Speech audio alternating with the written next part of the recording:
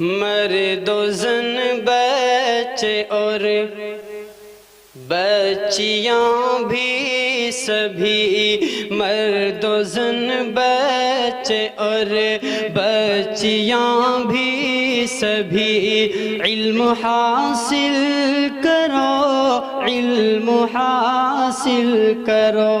جی بہت اچھے، سبحان اللہ۔ مرد و زن بچے اور بچیاں بھی سبھی، علم حاصل کرو، علم حاصل کرو۔ اسی کو شاعر کہتا ہے، ہر لفظ وضو کر لیتا ہے، ہر شعر تلاوت کرتا ہے، ہر لفظ وضو کر لیتا ہے، ہر شعر تلاوت کرتا ہے، پڑھتا ہے جب کوئی نعت نبی گویا کہ عبادت کرتا ہے۔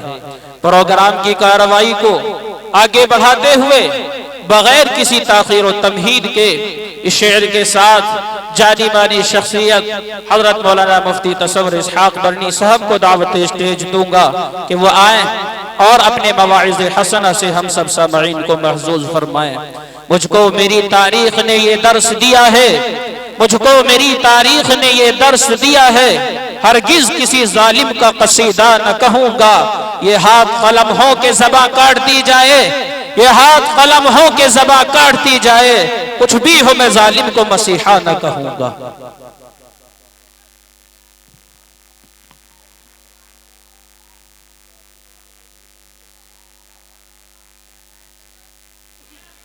خاموش ہو کے بیٹھیں بچے۔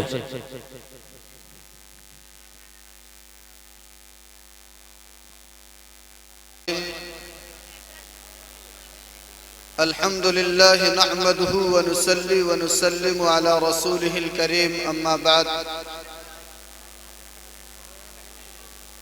قال الله تبارك وتعالى في القرآن أعوذ بالله من الشيطان الرجيم بسم الله الرحمن الرحيم كونوا ربانيين بما كنتم تعلمون الكتاب وبما كنتم تدرسون صدق الله العظيم قال النبي صلى الله عليه وسلم إنما أنا قاسم والله يعطي أو كما قال عليه الصلاة والتسليم۔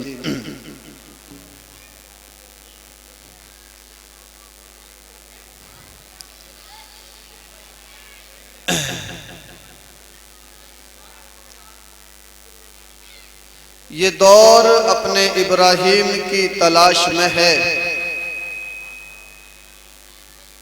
یہ دور اپنے ابراہیم کی تلاش میں ہے، صنم کدا ہے جہاں لا الہ الا اللہ، بت ہیں شامل گرچہ جماعت کی آستینوں میں، بت ہیں شامل گرچہ جماعت کی آستینوں میں، مجھے ہے حکم ازا لا الہ الا اللہ۔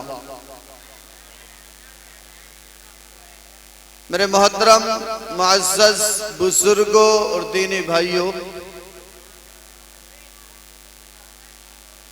پہلے تو مختصر سا مشاہدہ ہم اپنے آپ کا کر لیں۔ اے بھائی، ہم نے جو یہ مجلس سجائی ہے، پروگرام کو منعقد کیا ہے، اس کے پنڈال کو، اسٹیج کو لگانے میں ہماری بڑی محنتیں ہیں اور ہمارا بہت قیمتی سرمایہ خرچ ہوا ہے۔ ہمارے منتظمین کی محنتیں بھی ہیں اور گاؤں والوں کی قیمتی کمائی بھی ہے۔ یہ اس لیے ہے کہ ہم دین کی باتیں سنیں اور ان پر عمل کریں۔ کوئی بات آئے گی اللہ کی، اللہ کے نبی کی، ہم اس پر عمل کریں گے، وہ ہماری نجات کا ذریعہ بنے گی۔ کوئی اللہ والا آئے گا، اس کے چہروں کی زیارت ہوگی، ان کے ذریعے سے قرآن و سنت سنیں گے، اس پر عمل کریں گے، ہماری زندگی کا رخ بدلے گا۔ گناہوں سے اجتناب ہوگا، نیکیوں کی طرف رغبت ہوگی۔ یہ پنڈال تو اس لیے سجایا گیا، اس لیے نہیں کہ ہم نہیں جائیں گے، بچوں کو بھیج دیں گے، وہ بچے شیطان کا روپ اختیار کریں گے اور شور کریں گے، اور وہ بچے اللہ اور اس کے رسول کی کوئی بات کرے گا تو اس کو ڈسٹرب کریں گے، پریشان کریں گے، اس کی باتوں میں دخل اندازی کریں گے، اور کوئی بات اللہ کی، اس کے رسول کی لوگوں کے کانوں تک نہیں پہنچنے دیں گے۔ اگر آپ لوگوں کے پاس منتظمین حضرات جاتے اور کہتے ایک ڈرامہ کرنا ہے، ایک لہو و لعب کی مجلس کو منعقد کرنا ہے، میں یہ سمجھتا ہوں کوئی 2 روپے بھی نہ دیتا، لیکن جب اللہ اور اس کے رسول کا نام آیا ہوگا، جب قرآن کا نام لیا ہوگا، جب اس کی نسبت پر مجلس منعقد کرنے کی دعوت دی گئی ہوگی، تو ہر ایک دل اور ہر ایک انسان کا جذبہ اور حوصلہ فوراً اوپر جوش میں آ گیا ہوگا کہ ہاں ہم اپنے پیسے کو اللہ کے راستے میں خرچ کریں گے اور اللہ کے رسول کی گفتگو کو سنیں گے۔ بہت جلسوں میں جانا ہوتا ہے اور حقیقت بیان کرنے کی عادت ہے، جلسہ یہاں سجانے کے اعتبار سے، مائک کے اعتبار سے اور مہمانوں کی ضیافت کے اعتبار سے تو بڑا اعلیٰ درجے کا ہوتا ہے، سننے کے اعتبار سے بہت گھٹیا درجے کا ہوتا ہے۔ اب تو اللہ کا شکر ہے عورتوں کا نظام دور کر دیا، ورنہ پڑوس میں لگا دیتے تھے اور شور ہوتا رہتا تھا۔ میرے بھائیوں، اللہ کے رسول کی باتوں کو محتاج بن کر سنو، کوئی ضرورت نہیں ہے اللہ اور اس کے رسول کے مقابلے میں تکبر اور گھمنڈ کرنے کی۔ ابھی بیٹھا میں ایک کتاب کا مطالعہ کر رہا تھا، بدر کا واقعہ بیان ہو رہا تھا۔ حضرت عبداللہ ابن مسعود بیان کرتے ہیں کہ بدر میں جب مسلمانوں کو فتح نصیب ہوئی اور دشمنوں کو شکست ہوئی، اور وہ سرداران قریش جو اللہ کے نبی کو ہمہ وقت ستاتے تھے، جنہوں نے گھر بار چھوڑنے پر آپ کو مجبور کر دیا تھا، جنہوں نے پیارا کعبۃ اللہ کے نبی کے دیدار سے اللہ کے نبی کو محروم کر دیا تھا، آج وہ زمین پر پڑے تھے۔ اور وہ وادی جا کر دیکھو، آج بھی پتھر موجود ہیں، میں نے اپنی آنکھوں سے دیکھے، ہمارے یہاں کلومیٹر کے پتھر لگاتے ہیں، وہ پتھر آج بھی ہیں۔ اللہ کے رسول نے کہا تھا کہ گھبرانے کی کوئی ضرورت نہیں، یہاں عتبہ یہاں جائے گا، شیبہ یہاں جائے گا، ابو جہل یہاں جائے گا، سب کے نام دے کر بتائے تھے، اور اللہ نے ان کو اسی جگہ شکست دی اور انہیں اسی جگہ ڈھیر کیا۔ تو جب حضرت عبداللہ ابن مسعود کہتے ہیں اللہ کے نبی صلی اللہ علیہ وسلم نے مجھ سے کہا ذرا دیکھ کے آؤ کہ دشمن کا کون سا آدمی کام میں آ گیا ہے، میں نکلا تلاش میں تو ابو جہل سسک رہا تھا۔ ابو جہل سے میں نے کہا کہ ابو جہل نے مجھ سے کہا کہ کوئی میرے برابر بڑا آدمی بھی مارا گیا ہے؟ تو میں نے ابو جہل کی داڑھی پکڑ لی، میں اس کے گردن کو تن سے جدا کرنے لگا تو ابو جہل نے کہا کہ میری گردن کو لمبا کر کے کاٹنا، میں اس قوم کا سردار ہوں تاکہ میری گردن لمبی رہے۔ یعنی ابو جہل مرتے دم تک تکبر اور گھمنڈ میں مبتلا تھا۔ آج تکبر اور گھمنڈ اگر اللہ کے نبی کی باتوں کے مقابلے میں ہم کر رہے ہیں تو ذرا غور کرو کہ ہماری کون سی فہرست تیار ہو رہی ہے۔ میں یہ کہتا ہوں کہ ہم اللہ کے محتاج ہیں۔ اللہ قرآن میں کہتا ہے واللہ الغنی وانتم الفقراء، تم سب کے سب محتاج ہو اور اللہ بے نیاز ہے. تمہاری نماز کی ضرورت نہیں, تمہارے روزوں کی ضرورت نہیں, تمہارے حج کی ضرورت نہیں, تمہارے صدقے اور امداد کی کوئی ضرورت نہیں. تم سب اللہ کے محتاج ہو. پھر سوال اٹھتا ہے کہ جب اللہ محتاج نہیں ہے ہماری عبادت کا, اللہ محتاج نہیں ہے ہمارے عطیات کا, تو پھر اللہ ہم سے چاہتا کیوں ہے؟ اللہ تو یہ چاہتا ہے کہ میرے بندے میری زمین پر, میری زمین سے فائدہ حاصل کر کے, میرے آسمان کے نیچے اس سے فائدہ حاصل کر کے, میری غذاؤں کا استعمال کر کے, میرے بنائے ہوئے شجر و حجر کا فائدہ اٹھا کر میری مان کے چلتا ہے یا میرے دشمن کی مان کے چلتا ہے. جو میری مان کے چلتا ہے اس کے لیے کامیابی ہے, اور جو میرے دشمن کی مان کے چلتا ہے اس کے لیے ہمیشہ کی ناکامی ہے. صرف اتنا سا مقصد, اس سے زیادہ کوئی مطلب نہیں. اللہ بندوں کو حکم دیتا ہے, اور صرف حکم نہیں دیتا, پوری اسٹڈی کراتا ہے, پوری ٹیچنگ اسٹاف اس کے سامنے رکھتا ہے. اللہ سب سے پہلے ایک استاد کا انتظام کرتا ہے, پھر اس کو ایک نصاب دیتا ہے جسے ہم صحیفہ اور کتاب کہتے ہیں. وہ معلم وہ اس پر عمل کر کے دکھاتا ہے. لوگوں, صرف مطالعہ کرنے کے لیے کتاب نہیں دی, بلکہ تمہارا معلم جو خود پڑھتا ہے اس پر عمل کر کے دکھاتا ہے, اور پھر عقل و شعور دیتا ہے کہ جو معلم اللہ نے بھیجا ہے اور جو یہ عمل کر کے دکھا رہا ہے, تم عقل مند ہو, صاحب شعور ہو, ذی شعور انسان ہو. اللہ نے تمہیں عقل کا ایک بڑا پیمانہ دیا ہے, اتنا بڑا پیمانہ کہ آسمانوں پر وہ ہوائی جہاز کو دوڑا دیتا ہے, بلکہ چاند پر جا کے اپنی کمندیں ڈالتا ہے. پھر عقل و شعور میں آپ ان تمام چیزوں کو تولو, اور پھر ذرا غور کرو کہ اللہ کی بات ماننی ہے یا نہیں ماننی. اس کے باوجود بھی اگر اللہ کی بات نہیں مانتے تو پھر قصوروار ہم ہیں, قصوروار اللہ نہیں ہے. میرے بھائیوں, اللہ کے نبی جناب محمد الرسول اللہ صلی اللہ علیہ وسلم آئے, آپ پر قرآن نازل ہوا. میں نے خطبے کے اندر آیت پڑھی, کونو ربانیین, تم اللہ والے بن جاؤ, اللہ والے بن جاؤ. کیوں اللہ والے بنے؟ بما کنتم تعلمون الکتاب, اس لیے کہ تم کتاب سکھانے والے ہو, تم کتاب کو سیکھنے والے ہو. تمہیں اللہ نے کتاب دی ہے, اگر اللہ نے کتاب دی ہے تم لوگوں کو بتاتے ہو, لوگوں ہمارے پاس قرآن ہے, تو پھر قرآن کی تعلیم پر عمل کرو.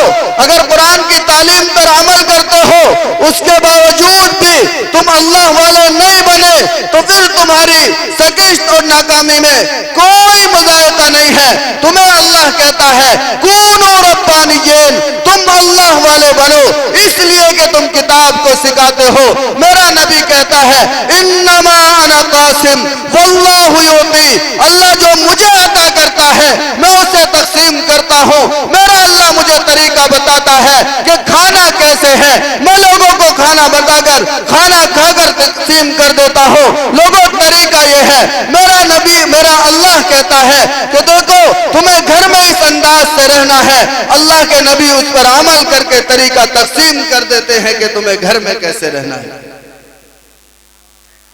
وَبِمَا كُنْتُمْ تَدْرُسُونَ, تم کتاب کا سبق حاصل کرتے ہو, کتاب کا سبق پڑھاتے ہو.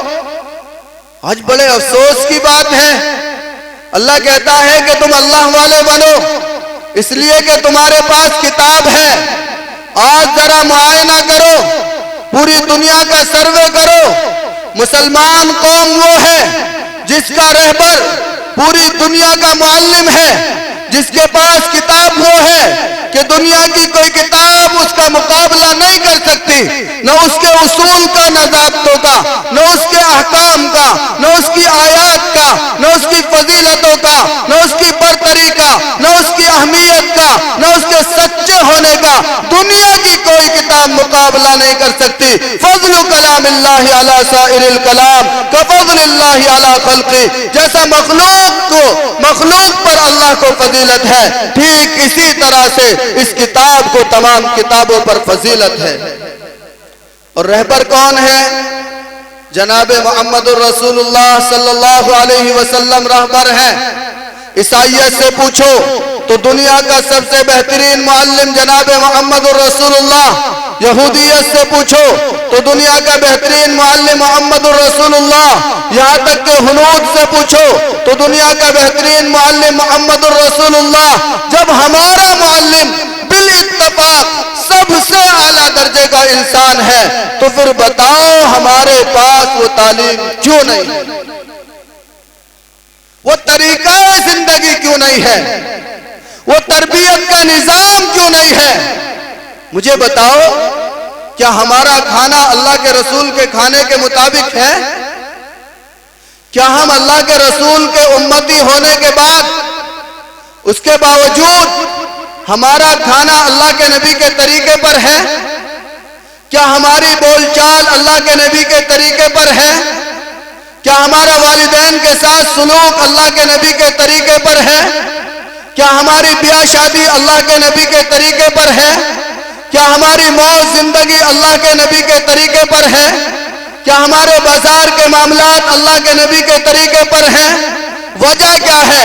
آج ہمارے کلچر میں، آج ہماری تہذیب میں، آج ہمارے سماج کے ہر حصے اور ہر کام میں غیروں کا طریقہ آ گیا ہے اور اللہ کے نبی کا طریقہ دور ہو گیا ہے۔ لوگوں، یہ بات سب جانتے ہیں، میں چند باتیں آپ کو بتانے آیا ہوں کہ ہم اپنی زندگیوں میں اللہ کے نبی کے طریقے کو اپنائیں۔ دنیا کی زندگی ایک امتحان گاہ ہے۔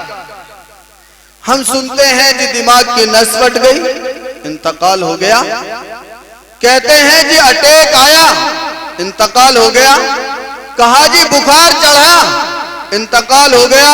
ابھی ہمارے ایک امیر صاحب کا انتقال ہوا، رات کو 8 بجے مجھ سے اس مدرسے کے بارے میں ڈسکس کر رہے تھے، فون پہ بات کر رہے تھے اور صبح پتہ لگا انتقال ہو گیا۔ تو معلوم ہوا کہ نہ صرف نس پھٹنے سے انتقال ہوتا ہے، نہ صرف اٹیک آنے سے انتقال ہوتا ہے، نہ صرف بخار آنے سے انتقال ہوتا ہے، نہ صرف ایکسیڈنٹ سے انتقال ہوتا ہے، بلکہ اللہ جب چاہتا ہے بندے کو اپنے پاس بلا لیتا ہے۔ کوئی کھیت میں چلا گیا، کوئی گھر میں چلا گیا، کوئی روڈ پر چلا گیا، کوئی ہاسپٹل میں چلا گیا، کوئی سوتے کا سوتا رہ گیا، اللہ نے جب چاہا بلا لیا۔ قرآن کہتا ہے این المفر، تم قرآن اللہ سے نہیں بھاگ سکتے۔ اللہ کا قرآن کہتا ہے جب ہم اللہ سے نہیں بھاگ سکتے تو بتاؤ اللہ کی ماننے میں فائدہ ہے یا اللہ سے دشمنی میں فائدہ ہے؟ بتاؤ مجھے، اللہ کی ماننے میں فائدہ ہے یا نہیں ہے، یا اللہ سے دشمنی میں فائدہ ہے؟ یہ معاشرہ اس قدر گندگیوں کا شکار ہے، اس طرح غلاظت کا شکار ہے، بدعمالیوں کا اس قدر مرتکب ہے کہ اس کو بیان نہیں کیا جا سکتا۔ حضرت اماں عائشہ صدیقہ رضی اللہ تعالی عنہا ہیں، آپ صلی اللہ علیہ وسلم گھر میں داخل ہو رہے ہیں، آپ کے ہاتھ میں ایک پیالہ ہے، آپ نے اس پیالے سے پانی پیا۔ اللہ کے نبی کہنے لگے عائشہ رکو، حضرت عائشہ رک گئیں، کہنے لگے لاؤ یہ پیالہ ہمیں دو۔ اللہ کے نبی نے وہ پیالہ لیا، کہنے لگے عائشہ بتاؤ تم نے کہاں ہونٹ لگا کر پانی پیا تھا؟ حضرت عائشہ نے بتایا اللہ کے نبی اس جگہ ہونٹ لگائے تھے اور پانی پیا تھا۔ اب ذرا غور کرو، اس جگہ ہونٹ لگانے تھے اللہ کے نبی کو۔ اگر برکت کی بات کریں تو وہ اللہ کے نبی کے جھوٹے میں سب سے زیادہ برکت، عائشہ کے جھوٹے میں اتنی برکت نہیں تھی۔ اس کے باوجود اللہ کے نبی نے پوچھا عائشہ بتاؤ برتن کے کس حصے پر تم نے اپنے ہونٹ لگائے ہیں؟ اللہ کے نبی کو حضرت عائشہ نے بیان کیا اللہ کے نبی یہاں پر لگائے ہیں۔ اللہ کے نبی نے اسی جگہ اپنے رخسار مبارک کو لگایا ہے، اپنے ہونٹوں کو لگایا ہے اور وہیں سے پانی کو تناول کیا ہے۔ لوگوں کیوں کیونکہ اللہ کے رسول فرماتے ہیں میں تو تقسیم کرنے والا ہوں، اللہ کے نبی یا تعلیم کو تقسیم کر رہے ہیں۔ او لوگوں، تمہارے گھروں میں میری امت کی عائشائیں آئیں گی، میری امت کی بیٹیاں آئیں گی، ان کے ساتھ ایسا سلوک کرنا جس طرح محمد الرسول اللہ محمد بن عبداللہ اپنی عائشہ حضرت عائشہ بنت ابو بکر کے ساتھ کرتے ہیں، تم اتنے پیار محبت کے ساتھ ان کے ساتھ معاملہ کرنا، یہ اللہ کے نبی کی تعلیم ہے۔ اب ذرا غور کرو کہ ہمارے گھروں کی کیا تعلیم، کیا طریقہ ہے۔ کیا بہوؤں کے ساتھ یہ سلوک ہے؟ کیا بہوؤں کے ساتھ یہ سلوک ہے؟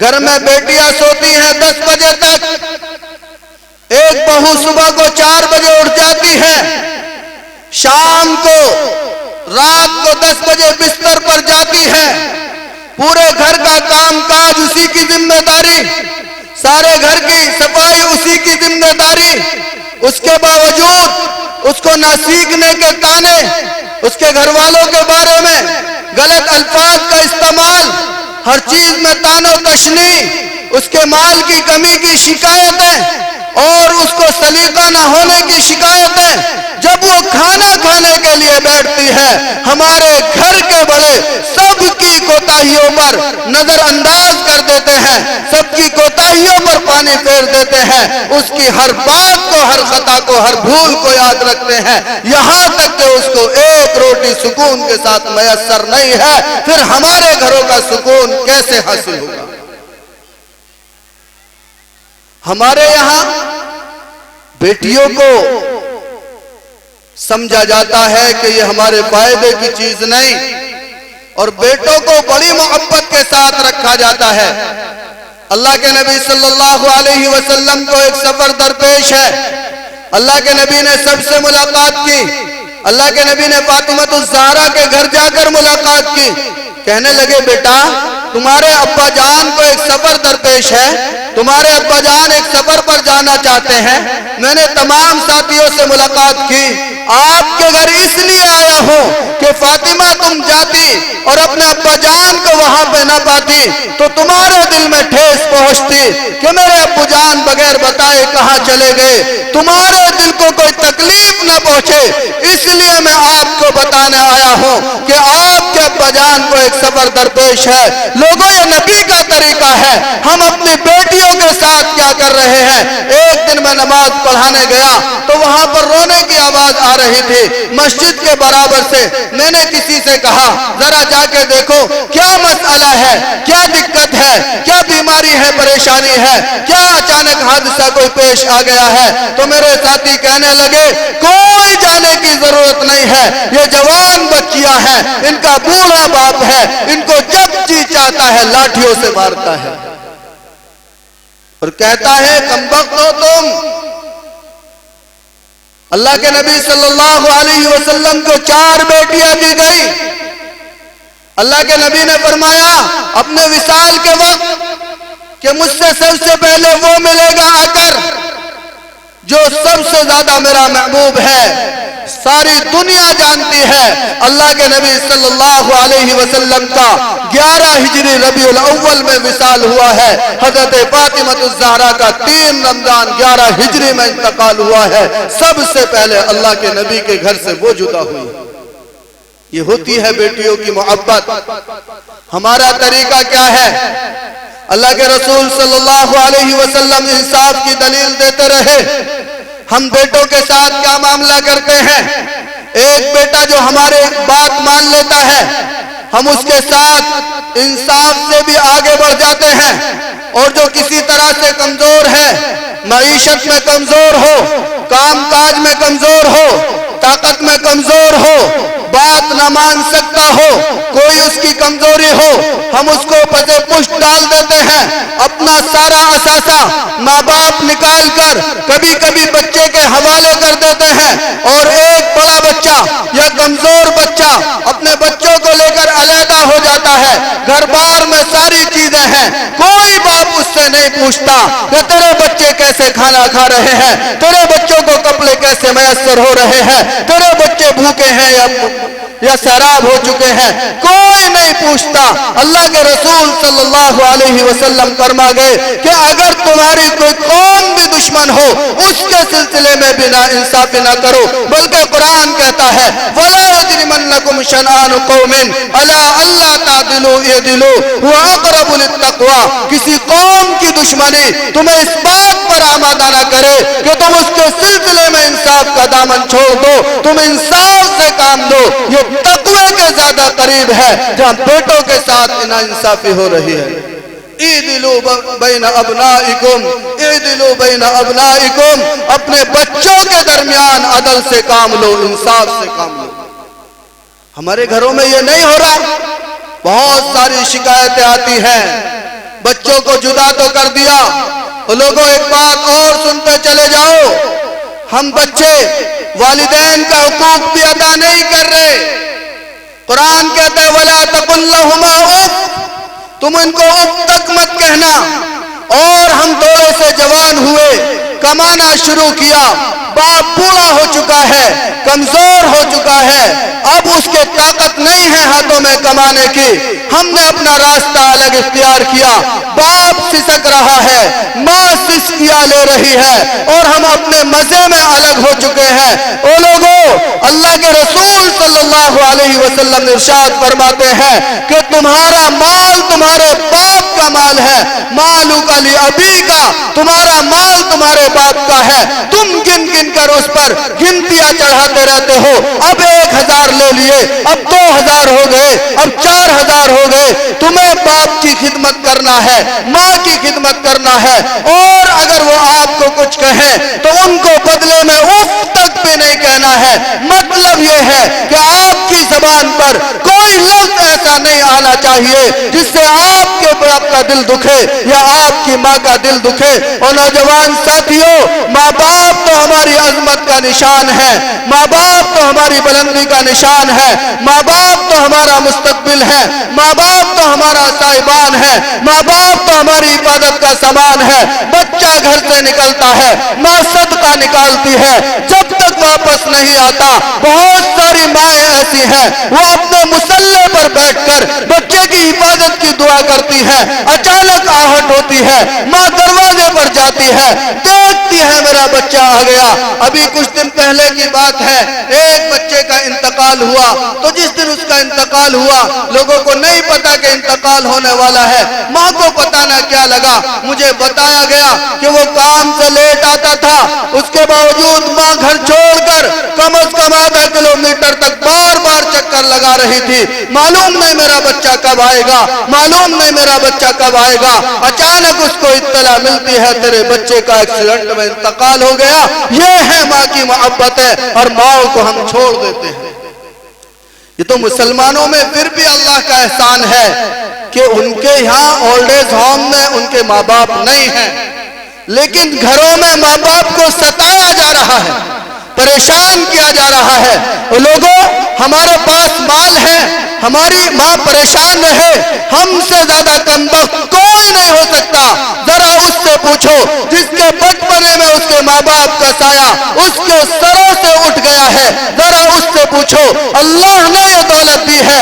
ابھی رمضان المبارک کا مہینہ آ رہا ہے، اس سلسلے میں ایک روایت موجود ہے، اللہ کے رسول صلی اللہ علیہ وسلم نے ارشاد فرمایا تباہ ہو جائے وہ شخص جو اپنے ماں باپ کو پائے اور ان کی خدمت کر کے پھر اپنے گناہوں کی مغفرت نہ کرائے، وہ تباہ ہو جائے۔ معاشرے کی کس کمی کو بیان کیا جائے، کن خرافات کو بیان کیا جائے۔ اللہ کے رسول صلی اللہ علیہ وسلم یہاں بھی تعلیم کو تقسیم کرتے ہیں، فرماتے ہیں کہ میں یہ چاہتا ہوں، میرا دل یہ چاہتا ہے کاش میری ماں زندہ ہوتی اور محمد بن عبداللہ محمد الرسول اللہ وہ نفل نماز کی نیت باندھے ہوئے ہوتا اور میری ماں کہتی محمد، میں نیت توڑ کر وہ ان کے پاس چلا جاتا، میری ماں اس طرح کرتی رہتی، میں ہر بات پر لبیک کہتا رہتا، میرا نبی تو یہ طریقہ سکھا کے گیا ہے، اور ماں باپ کو ہم نے تنہا اپنے گھروں میں سسکتا ہوا چھوڑ دیا ہے۔ یہ معاشرہ اسلامی معاشرہ نہیں ہو سکتا. ہم یہود کے نقش قدم پر نہیں چل سکتے. ایک کتاب میں نے خود لکھا، ایک رپورٹ تھی. امریکہ میں ایک عورت نے یہ کیس فائل کیا اپنے بیٹے پر کہ میرا بیٹا میرے گھر کے کمرے میں رہتا ہے. 7 سال ہو گئے، 7 سال ہو گئے میرا بچہ میرے کمرے میں داخل نہیں ہوا. میں یہ چاہتی ہوں کہ عدالت میرے بچے کو مجبور کرے کہ 24 گھنٹے میں کم از کم ایک بار وہ میرے کمرے میں ضرور آئے. عدالت فیصلہ سناتی ہے، آپ کے بچے کی عمر 18 سال سے زیادہ ہے، آپ کا بچہ بالغ ہے، آپ کا بچہ چاہے تو آپ کے کمرے میں آ سکتا ہے اور آپ چاہے تو وہ آپ کے کمرے میں بالکل نہیں آ سکتا. ہم قانوناً آپ کے بچے کو مجبور نہیں کر سکتے کہ وہ آپ کے کمرے میں آئے. اور اسلامی معاشرہ یہ ہے، اسلامی تعلیمات یہ ہے کہ اگر بدن کا ایک ایک بال، بدن کا ایک ایک جز ماں باپ کی خدمت میں لگا دے، صرف کر دے، ساری خواہشات ماں باپ پر قربان، سارا مال ماں باپ پر قربان، ساری اولاد ماں باپ پر قربان، ساری خوشیاں ماں باپ پر قربان کر دے، تب بھی ماں کے حق کو وہ ادا نہیں کر سکتا. اتنا بڑا رتبہ ہے ماں باپ کا. اللہ کے رسول سے پوچھا، اللہ کے رسول میں اگر حسن سلوک کروں کسی کے ساتھ تو سب سے پہلے کس کے ساتھ کروں؟ اللہ کے رسول نے فرمایا اپنی ماں کے ساتھ کرو. پھر صحابی نے سوال کیا ان کے بعد کس کے ساتھ کروں؟ فرمایا پھر ماں کے ساتھ کرو. پھر پوچھا پھر کس کے ساتھ کرو؟ پھر ماں باپ کے فرمایا کہ ان کی اپنی ماں کے ساتھ کرو. چوتھی مرتبہ میں اللہ کے رسول نے فرمایا کہ آپ اپنے باپ کے ساتھ حسن سلوک کرو. اللہ کے رسول نے فرمایا قیامت کے قریب لوگ ماں باپ کی بات کو گرا دیں گے اور دوست کی بات کو مانیں گے. آج وہ زمانہ چل رہا ہے کہ باپ دوست کی خصامت کرتا ہے، میرے بچے کو فلاں کام کے لیے مناؤ. یہ زمانہ نہیں چل رہا ہے کیا؟ میرے بھائیوں، بہت ساری باتیں ہیں، معاشرے کی بہت ساری خرابیاں ہیں، بہت ساری کمیاں ہیں. جب بچہ نہ ہو تو پھر دعائیں ہوتی ہیں، اور جب بچہ ہو جائے تو سب سے پہلے اللہ کو ناراض کیا جاتا ہے. بچہ ہوا، دائی آئی مجھے کچھ چاہیے، 500 دے دیے. دائی نے کہا کپڑے، کہا جی کپڑے بھی لے کے جاؤ، ناراض مت ہونا. بنگن آئی کچھ چاہیے، دے دیا. اور مطالبہ کیا، کہا جی ناراض نہ ہونا. لیکن پھر کسی عالم کے پاس گئے، کہا نام اچھا رکھو، تو نام اللہ کے دشمنوں کا. کہا عقیقہ کرو، تو چھٹی کے نام تو رسومات. بچہ پیدا ہوا، کہا صدقہ کرو، اللہ نے تمہیں نعمت دی ہے، نعمت کی شکر گزاری کرو. تو انہوں نے آتش بازی شروع کر دی. بچہ تعلیم حاصل کرنے لگا، بیاہ شادی آئی، سارے کمینوں کو راضی کر لیا، ماں کو راضی کیا، باپ کو راضی کیا، بھائیوں کو راضی کیا، پھوپھا کو راضی کیا، بہنائی بہنوئیوں کو راضی کیا، ساری برادری کو راضی کیا. اور ڈھول تماشے گاجے باجے بجاتا ہوا وہ صرف اور صرف اللہ کو ناراض کرتا ہوا چلا جا رہا ہے کہ آج خوشی کا دن ہے، آج خوشی کا دن ہے. ذرا غور کرو، اگر اللہ اسی وقت فرشتے کو بھیج کر کہتے کہ ذرا اس کو لے کر آؤ ہمارے پاس، تمہاری خوشی، کیا تم میں طاقت ہے کہ اللہ کے مقابلے میں اپنی خوشی کو چھین سکو؟ معلوم ہوا کسی کے اندر طاقت نہیں ہے.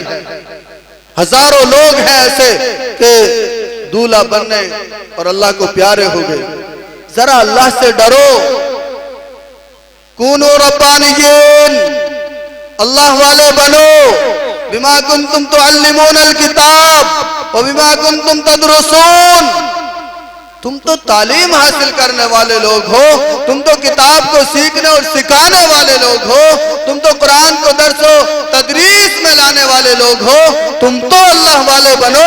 اللہ مسلمانوں سے کہتا ہے تم اللہ والے بنو. پھر میں کہتا ہوں ہم چاہتے ہیں اللہ والے بنے. میری انگلی آپ کی طرف آپ بنو، آپ کی انگلی میری طرف میں بنو. میرا اللہ میرے سے حساب کرے گا. آپ سے آپ کا حساب ہوگا. ہم چاہتے ہیں کہ ہمارا سارا معاشرہ صاف ہو جائے, پاک ہو جائے. ہم اس کی ابتدا اپنے گھر سے کریں. اللہ کے نبی نے ابتدا گھر سے کی ہے, ہم بھی ابتدا اپنے گھر سے کریں. اس معاشرے کو پاک صاف کرنا چاہتے ہیں تو پھر ابتدا ہم گھر سے کریں. ایک اور بات کہتا ہوں معاشرے کی. ہمارے معاشرے میں نشے کا بڑا زور ہے. ہر بچہ کہیں نہ کہیں کسی نہ کسی طرح سے نشے میں غرق ہے. قوم کی تباہی کا 75% حصہ نشے کی وجہ سے بربادی کی طرف جا رہا ہے. ہر ایک باپ کی ذمہ داری ہے, ہر ایک بڑے کی ذمہ داری ہے کہ اس نسل کو نشے کی ہر چیز سے بچانا ہے. وہ بازاروں میں بیچنے والا پیپر ہو, یا پھر آپ کا گٹکا تمباکو ہو, بیڑی سگریٹ ہو, یا ریئل جوس کے نام پر اور طاقتور جوس کے نام پر طرح طرح کی کولڈ ڈرنک آپ کو مہیا کرائی جا رہی ہو. ہر ایک نشے سے اپنی اولاد کو بچانا ہے. یاد رکھیے, آج جو طلاق کے مسائل ابھر رہے ہیں کہ فلاں بچی کو طلاق, فلاں بچی کو طلاق, فلاں بچی کو طلاق, فلاں بچی کو طلاق. اگر بچہ کتنا ہی بگڑا ہوا ہے, چور ہے تو سنبھل سکتا ہے, ڈاکو ہے تو سنبھل سکتا ہے, بے حیا ہے تو سنبھل سکتا ہے. یاد رکھیے, اگر نشہ کرتا ہے تو کوئی طاقت نہیں ہے کہ بچہ سنبھل جائے. پھر آپ کا بچہ اور اس کا تمام گھر برباد ہو جائے گا. اس لیے اسے نشے کی چیزوں سے بچایا جائے تاکہ وہ اس کا دماغ خراب نہ ہو اور انسان رہے, جانور نہ بنے. نشے کی بہت ساری چیزیں ہمارے معاشرے میں ہیں, بہت ساری چیزیں ہیں. ہاتھ دیکھو تو نشے میں, دانت دیکھو تو نشے کی علامت, آنکھ دیکھو تو نشے کی علامت, چہرہ دیکھو تو نشے کی علامت. ہر چیز تو ہمارے نشے میں, ہماری نشے میں ڈوبی پڑی ہوئی ہے. قوم کو بچانا ہمارا فرض ہے. اللہ کے رسول نے صاف اعلان فرما دیا, ہر نشہ آور چیز حرام ہے. صرف شراب حرام نہیں, ہر نشہ آور چیز حرام ہے. تو نشے سے معاشرے کو بچانا ہے. چند باتیں معاشرے کی ضرورت کی جو میں نے بیان کی, اللہ سے دعا کریں اللہ ان پر عمل کرنے کی توفیق عطا فرمائے. ایک اور بات میں کہتا ہوں, یہاں کے مدرسے کے تعلق سے ہے. چند روز سے میں اس مدرسے کو دیکھتا ہوں, نگرانی کرتا ہوں. 2-4 مہینے میں تو میں نہیں آیا, لیکن عام طور پر میں آتا ہوں. یہ اللہ نے آپ کو اتنا بڑا ادارہ دیا ہے. پہلی بات تو یہ ہے کہ قوم کے پاس اب ادارہ بنانے کی نہ پرمیشن ہے, نہ جگہ ہے, نہ اتنا سرمایہ ہے. قوم کے پاس نہ پرمیشن ہے, نہ اتنا سرمایہ ہے, نہ ہمارے پاس اتنی جگہ موجود ہے. حالات سمجھو, اگر ہم نے اس حالات میں بھی ان کی قدر نہ کی تو یہ چھن جائیں گے. جیسا کہ آپ روز یوٹیوب پر, فیس بک پر, ٹویٹر پر دیکھتے ہیں کہ دیکھو ہر مسجد کے ساتھ, مدرسے کے ساتھ کیا سلوک کیا جا رہا ہے. تو ہماری مدرسے کی حفاظت ہمارا فرض ہے یا نہیں ہے؟ یقیناً ہمارا فرض ہے. اگر یہ ادارہ بھی نہ بچا تو قوم مسائل سیکھنے کہاں جائے گی؟ قوم کے بچے قرآن سیکھنے کہاں جائیں گے؟ قوم کے بچے سیرت رسول کو سیکھنے کہاں جائیں گے؟ اس لیے میں کہتا ہوں کہ آپ پارٹی بندی چھوڑیے, خاندانی اختلاف کو ختم کیجئے اور اس مدرسے کو ہر ایک انسان اپنا سمجھے اور ہر ایک انسان اس میں اپنے آپ کے, اپنے بچوں کو, اپنے سرمایے کو لگائے اور اس کو گل گلزار بنانے میں اپنا تعاون پیش کرے. ہر ایک آدمی, ہر ایک فرد امت, ہر ایک اس گاؤں کا انسان اس مدرسے کو اپنا سمجھو. اور میں نے دیکھا 2 سال پہلے ہم نے ماسٹر جی کو یہاں بٹھایا, بڑی مشکل سے 45 بچے نصیب ہوئے. آپ کے مدرسے میں 5ویں کی مانیتا ہے, ختم ہو جائے گی. لکھ لو میری بات, میں اس فیلڈ میں ہوں. آپ اگر اس کے بعد 10 لاکھ روپے میں اس مدرسے کی اگر آپ ریکگنائز کرا لیں، مانیتا کرا لیں، تو مجھے پکڑ لینا کہ مفتی صاحب آپ آئے تھے 10 لاکھ کی بات کہہ رہا ہوں اس مدرسے کی۔ جب مدرسہ جھول جاتا ہے نا، ادھیکاری کام نہیں کرتا۔ میرے ایک دوست ہے خرمپور کے، ٹرسٹ بنانے چلے گئے، مدرسے کا نام تحسین القرآن، قرآن کے نام آنے پر وکیل نے فائل پھینک دی، پوچھ لینا قاری شاکر سے جا کے۔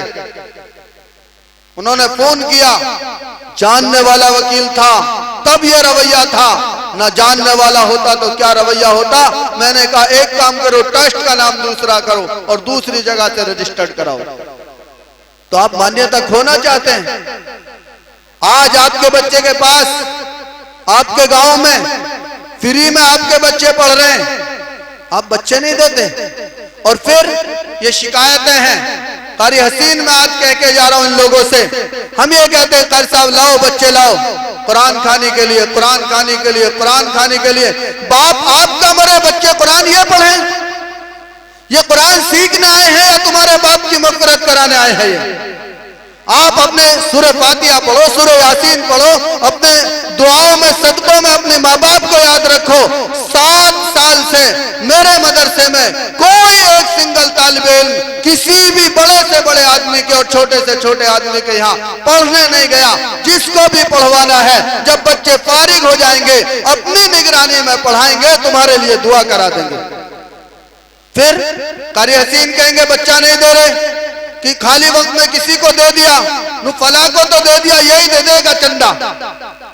قاری صاحب میں کہہ رہا ہوں، اور آپ کی غلطی ہے، آپ نے ایک گاؤں میں بھیج دیے، نہ کسی دوسرے گاؤں میں بھیجنا، نہ اس گاؤں میں بھیجنا، اور اگر بھیجنا پڑ جائے تو اس کا حق ہے، پہلا گاؤں کا حق ہے، بعد میں کسی اور کا حق ہے، لیکن یہ طے کرو کہ انشاءاللہ نہ مرنے میں، نہ جینے میں، نہ دکان میں، نہ کسی چیز کی ابتدا میں ہم مدرسے میں قرآن کرائیں گے، اپنے گھر پہ نہیں کرائیں گے۔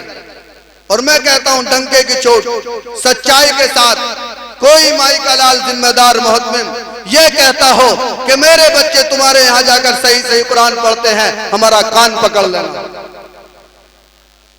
میرے پاس آئے تھے بڑے ذمہ دار لوگ، فلاں مدرسے کے لوگ بھیجتے ہیں، میں نے کہا محتمم کو بلا لو اور قسم کھلا دو کہ میرے بچے ذمہ داری کے ساتھ قرآن کو ادب اور احترام کے ساتھ پورا قرآن پڑھتے ہیں، میں غلامی کے لیے تیار ہوں۔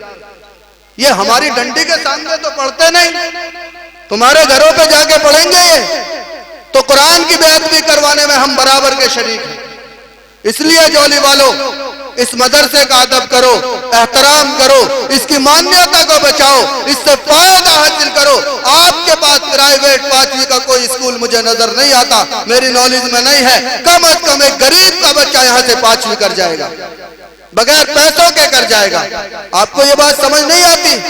اسے سمجھو، محبت کے ساتھ، عقیدت کے ساتھ، اور چھوٹی موٹی باتیں ان کی نظر انداز بھی کر دیا کرو۔ سمجھ آ رہی ہے نا بات؟